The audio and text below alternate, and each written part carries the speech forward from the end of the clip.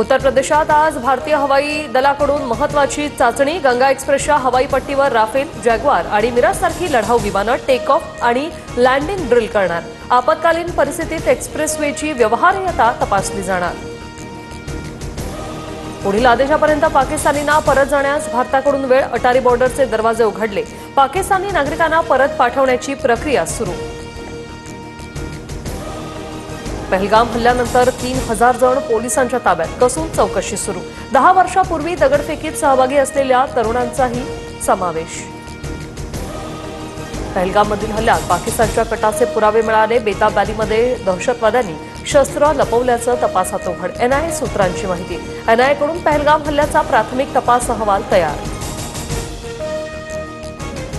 पाकवर surgical strike करण्यासाठी अमेरिकेने भारताला ग्रीन सिग्नल दिलाय का, अशी चर्चा सुरू। भारताने दहशतवाद्यांविरोधात ॲक्शन घ्यावी, क्षेत्रीय युद्ध भडकू नये याची काळजी घ्यावी, अमेरिकेचे उपराष्ट्रपती जे.डी. व्हान्स यांचं वक्तव्य।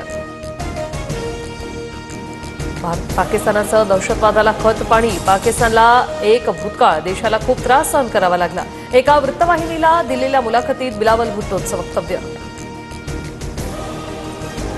राफेल लढाऊ विमानात आता ब्रह्मोस बसवण्यात येणार, सूत्रांची माहिती। ब्रह्मोस हे नेक्स्ट जनरेशन सुपरसॉनिक क्रूज क्षेपणास्त्र।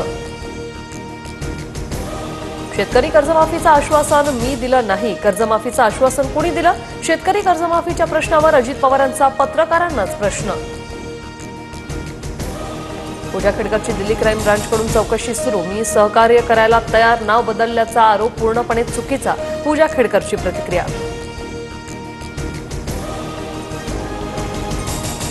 पंकजा मुंडेंना अश्लील संदेश पाठवणाऱ्या अमोल काळेला महाराष्ट्र सायबर पोलिसांकडून अटक। पुण्यातल्या भोसरीतून अमोल काळे अटकेत। रामराजे नाईक निंबाळकरांना वडूज पोलिसांचं समन्स। उद्या चौकशीसाठी उपस्थित राहण्याचे आदेश। जयकुमार गोरे बदनामी प्रकरणात चौकशीसाठी समन्स।